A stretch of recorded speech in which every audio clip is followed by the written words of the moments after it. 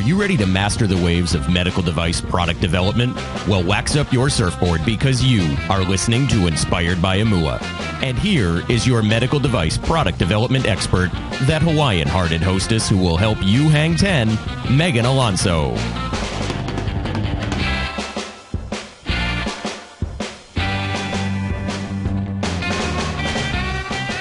E como mai and aloha.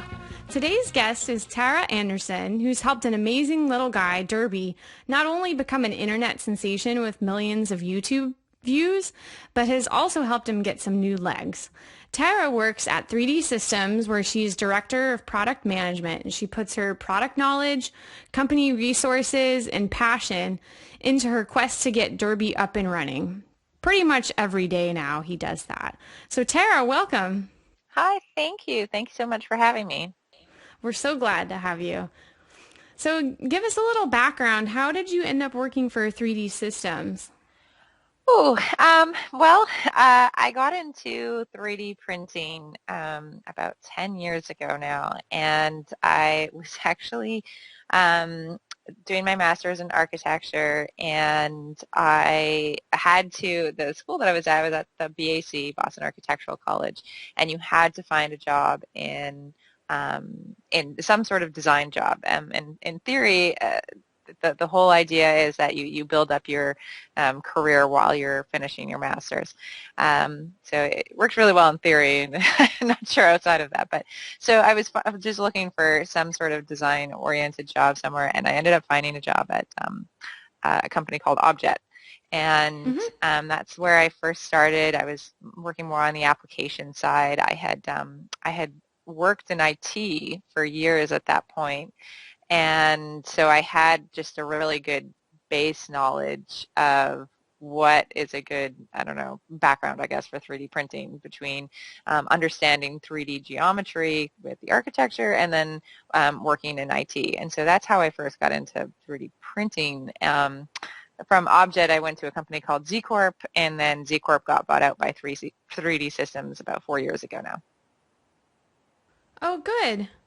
Well, so you have a lot of experience in that area. So the next story, which everybody's waiting for. So how does that tie into Derby? So how did you connect the two? Yeah, so this was just one of these like aha moments where I got this wonderful opportunity to sort of blend my passion and my work all into one. It was a really awesome circumstance where I've always been around animals and helping them my whole life, and trying to do everything I can on that side of things. And the rescue piece in Paws, I had offered to be their husky fosterer.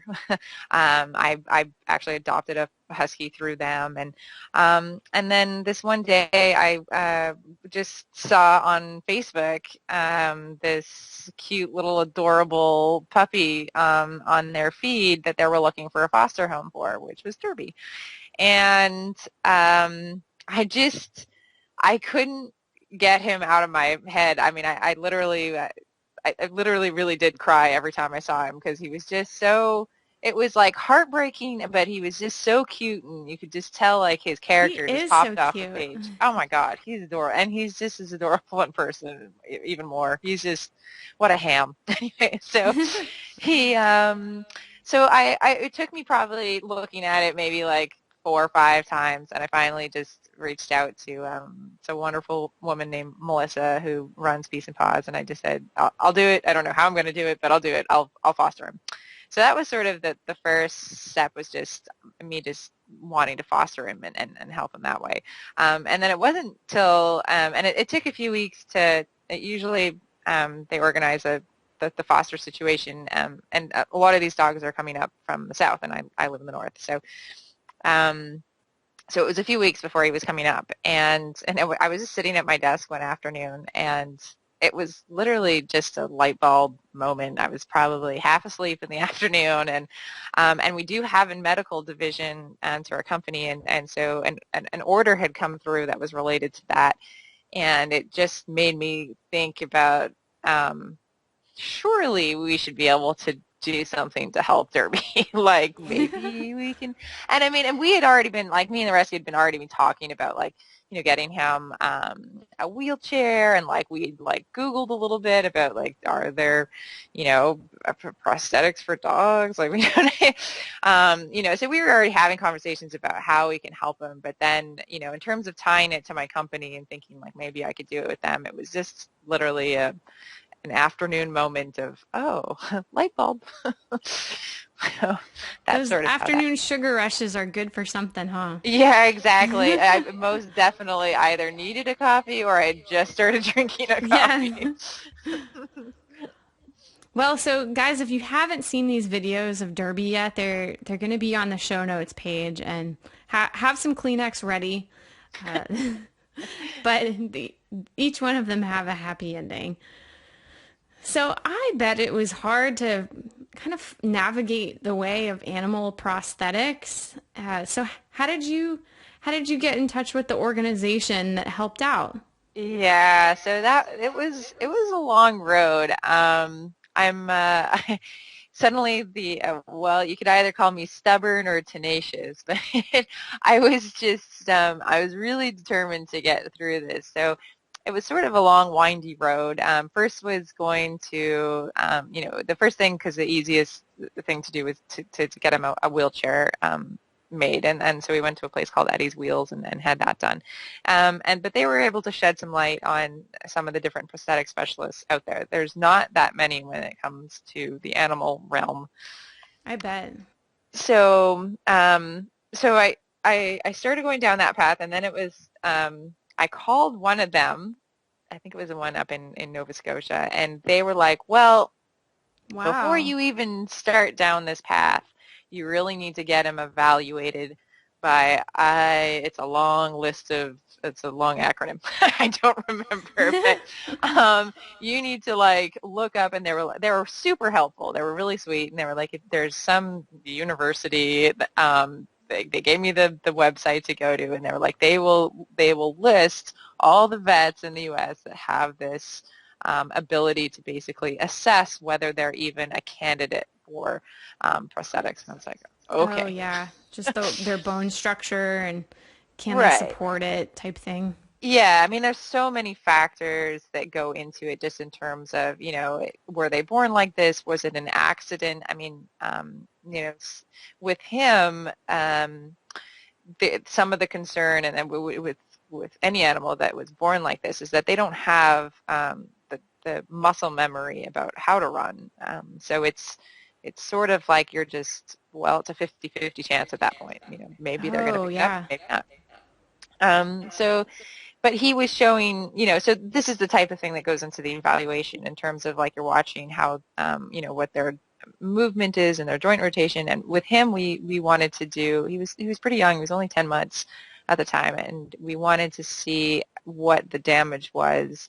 If you look at him, he has like little like bent up elbows, and we wanted to see if there was any remote possibility that those could be moved down, or if they were sort of permanently in that crux sort of location. And so unfortunately we found out that that they were just way too badly damaged, and that there was nothing we could do to straighten that out, because ideally for him that would have been able to be straightened out and then attached to it. Right. Just kind of surgically altered. Right.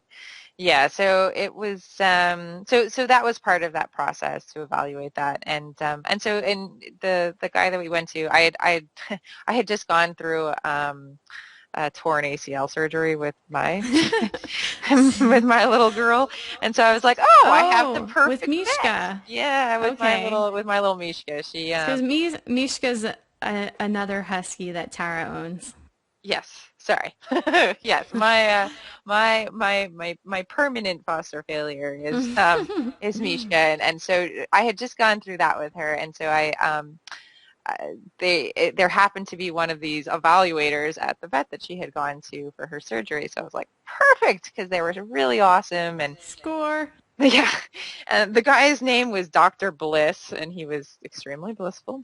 And All right. yeah, so it was just like things just started connecting like that. So we went to him. We had a CAT scan of Derby done, had a full evaluation, got this sort of, well, it's a 50-50 chance, to be quite honest. But there's some good things that in terms of his shoulder rotation was really good, and we thought that his movement would mean that he could probably pick it up, and just based on his personality, like he was very open to just pretty much anything. Like he's just such a true. Aw.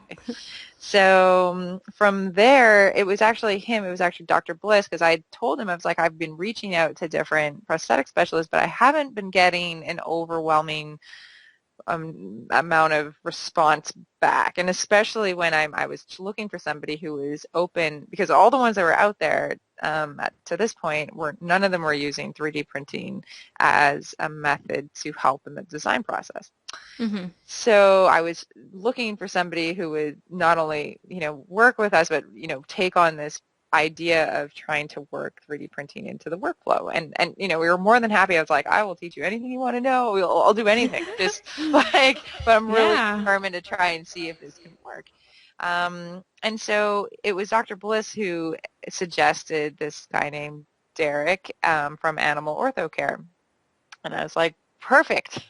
He's like, you know what, I'll contact him and kind of give that connection. And so Derek was really responsive and enthusiastic about this idea about using 3D printing and being sort of be able to marry it with older model techniques and seeing how best we could go forward. So he was a great resource to have, and that's how we got in touch with Animal Ortho Care. And so the way it sort of developed past that is at the beginning we were going back and forth, and me and one of the software engineers went down to work with him so that we could just kind of get through it a lot faster versus doing it remotely. Mm-hmm. And so it was really them that came up with the cup design that would kind of shelter his elbow. And then from there he had what made the most amount of sense kind of structurally for Derby in terms of like extending where his leg would have normally gone. Okay. And we used that to sort of like raise him up in height, but he did not like it. And it was just... Oh, that's what you mentioned. Yeah. You blew up the design. Oh, yeah. Oh, that came later, actually. So, okay. So originally I called it like the peg leg design. Oh, okay. And so that didn't really go over very well. And it was just when I was down in Pennsylvania. So because at this point Derby had been adopted by the Portanova family, who wonderful, wonderful people. And so I was down there watching this first iteration that we had put on him and just watching him trying to walk around with him, and it was really obvious he was not having it. And I was like, all right. So I just sat there and did some sketching. My background architecture, it's what we do. We sketch.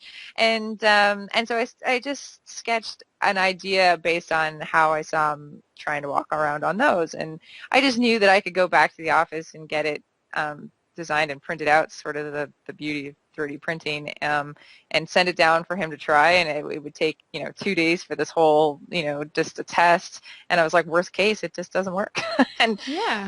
And I was just one of those miracle moments where it actually worked.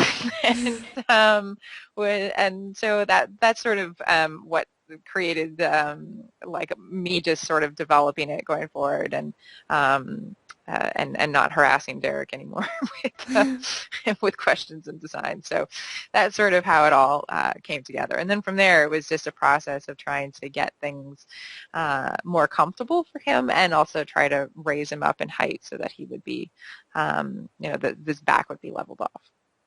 So throughout the two videos, the first one shows one design, and then the second one you have an updated design. Yeah. Is that the process done, or do you think you'll go through more iterations? Well, the videos are done. That's that's for sure. I think my boss is like, yeah, no more. You're good. It's great press. It is a good press. It doesn't relate to my actual job duties at all, I think. And so my boss was like, yeah, Okay. you've done enough for marketing. You can work for me again now.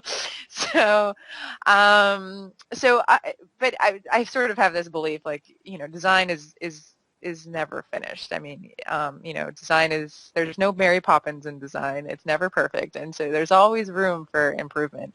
And particularly with Derby, I think there is always going to be, well, and especially what I'm continuing to work on in my spare time. Mm-hmm. My boss is out there listening. Um, is ways to try and improve the design to make it lighter, to fit more comfortably, um, and uh, and to basically give him as much shock absorption as possible, so that Yeah. so that those are sort of the things that I'm still working on the side, and so that's definitely not the final design. I'm really hoping that I can continue to get to a sweeter spot with that with him. Mm-hmm. But in terms of anything further with with videos or YouTube or anything, we're pretty much done on that side. Well, but maybe we can get a video together. but oh, that would be great. Yeah, Yeah. yeah, I'm hoping to sort of experiment with materials a little bit more and do uh, I still use 3D printing, but probably more to create molds and then and kind of go that route versus directly 3D printing. So Okay. definitely still experimenting with it. And yeah, I mean, it's one thing through this whole project that this has just been, I mean, it's literally just been the most amazing thing to be able to work on, because it sort of blends so many pieces of my background, just in terms of getting to help a dog. And there's a structural component. Like, I'm definitely, in the architectural world, we usually have like those who are more form-based or more design-based, and I'm Mm-hmm. definitely form-based. Like, I'm more based in, or rather function. And so the idea that I get to, play around with the structural properties of this and even the material side of it, like, it's just, I get to totally geek out on the design side of this. So it's a fun project for me. I like working on it on the weekends and stuff to sort of see what else I can do to make it better for him. That's why I like working in medical devices too, because I have the clinical part of my brain, and yeah, I get to geek out on it and just get excited about all the clinical applications.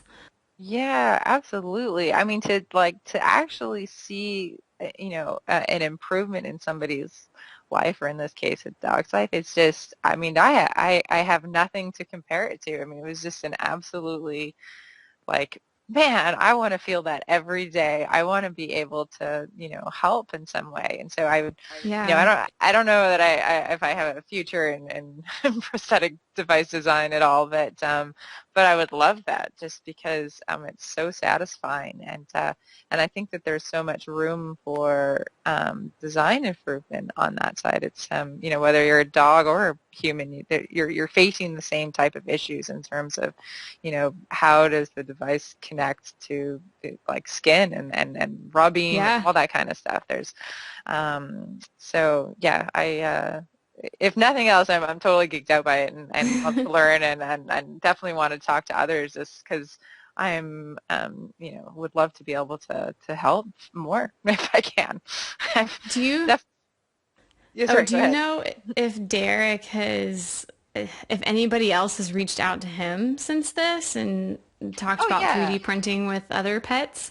Yeah, I mean, he's crazy busy. I mean, he's even got, if you go down to his office, I think he's created a prosthetic for like a llama. Like it was Oh, wow. huge. Yeah.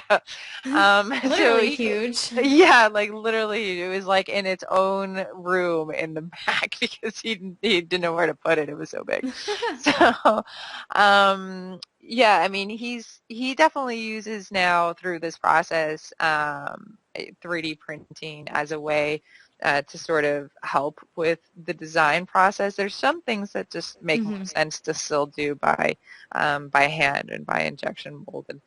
Um, just based on what the case is and where somebody's price point is. I mean, it just Yeah. some things are more expensive one way versus the other. So, in Derby's case, where it was a really unique case where there's, I would say, a lot of the amputations that happen with animals or dogs, at least more specifically, tend to be kind of like a clean cut.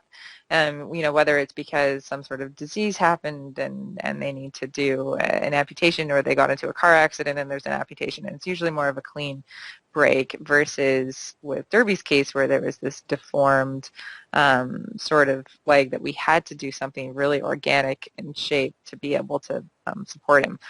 So 3D printing for his particular case was really helpful and useful. But in a lot of other cases, it's a lot more economical to go with sort of old school techniques. And so he sort of, he does both, and he uses it to sort of supplement, I guess, his design and process going forward. But yeah, he's done all sorts of interviews and all sorts of stuff since that project. So I'm really happy that created some awareness for him, and especially because there's so many cases where like braces could really help in a lot of cases with dogs, and so I think it really improves sort of a dog's or cat or whatever animal's ability to sort of heal from whatever injury with his sort of guidance and the type of devices that he's able to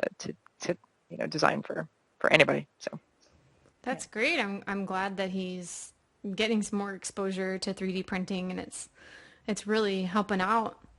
So where do you see the future of 3D printing going? And tell me more about what's going on at 3D Systems with that. Oh, wow. It's exciting. I'd say that the medical industry is the largest growing industry that we have at the moment. It's so we just opened this massively huge facility down in Colorado, and it's our healthcare division, and so we're focusing on if you think about, okay, so I mentioned earlier in terms of that we have this healthcare division that we've grown significantly since the year and a half ago or whatever when I was first talking about this Derby project. But at the time, within a few weeks before that, I had a doctor who had called me who had been unable to do a hip surgery on somebody who had gotten, like, his hip had basically been destroyed and mangled in a car accident, and he hadn't been able to walk ever since, and this is like 10, 14 years or something like that before this.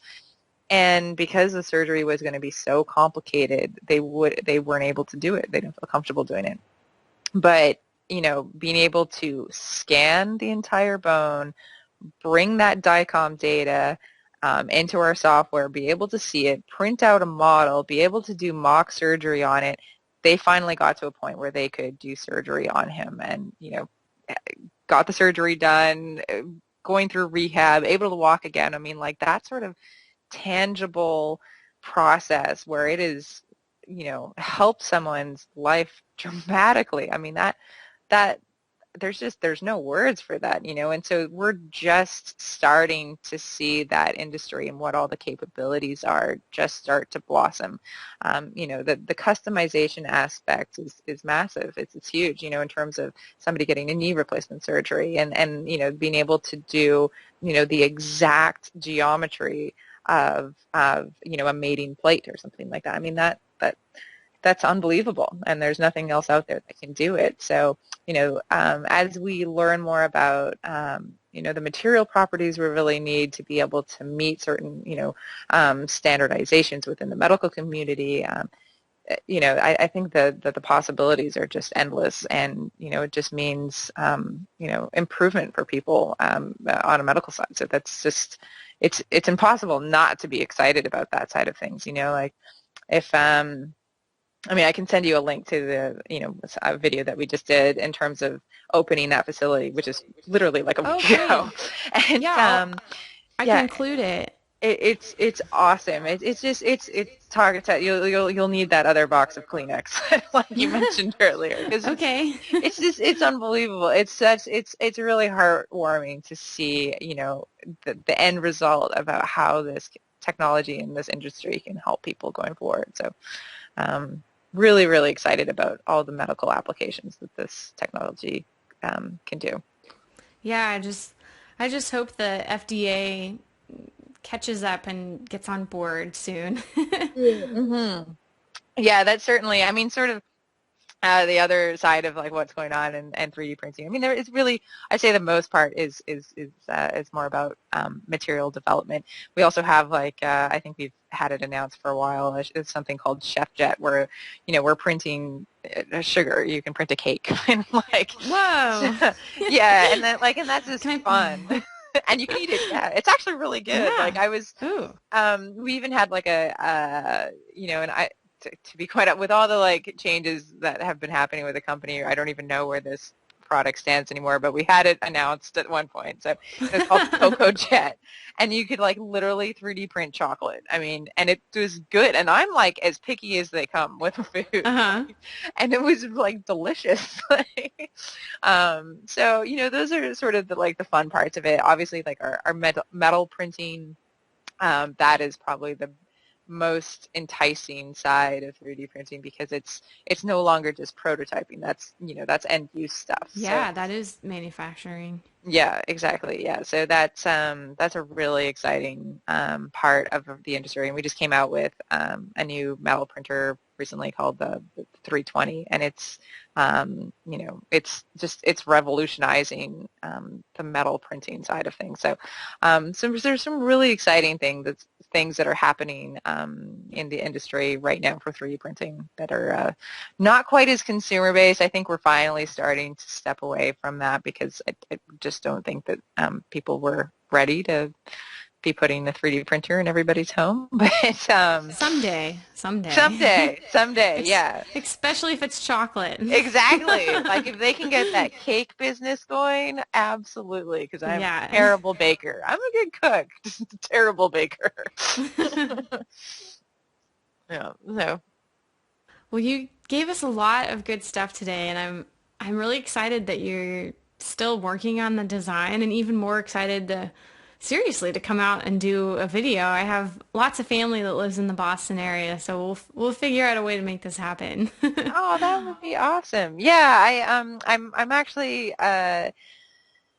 just starting to try and find time. After that whole project happened, there was so many people that wrote in asking for help, and I'm definitely more inclined, in terms of the ones that were in rescue and are being fostered, those ones, I have a special place for it. So I'm just trying to find time now to try and see what cases I can help, and I'm trying to see if I can take on one a month, basically, to be able to donate my time to do the designs at least. So yeah, there should be some interesting stuff going forward. Hopefully, hopefully my other design ideas work. I don't know yet. Yeah, that's amazing, and kudos to you for doing that. Oh, thanks. Well, it's I'll try. Everybody tries to do their part, I guess, and that's my little niche. It's fostering in prosthetic design for volunteer basis, I guess. Yeah. Well, yeah, I really look forward to the next update. So thanks for being on the show tonight. Thank you so much. I really appreciate it. It's great talking. You're welcome. Yes, very happy to have you. So hey guys, those waves of medical product development can be pretty rough at times, you need a family to back you up. Good thing we have one. Check out our Facebook group at Inspired by MUA. Just type that in the search bar and we can all be in this together. So until the next episode, MUA. Mahalo for joining us. If you're new to riding the waves of medical device product development, or if you've been in development for a while already, Inspired by MUA is here to surf with you. Want to be a master of the waves? Text HANG10, that's HANGTEN, to 44222. We'll send you the most common wipeouts companies make in product development so you can avoid them and reach master wave status. Again, that's HANG10 to 44222. We publish a new episode every Tuesday, so catch us at inspiredbyamua.com. Imua!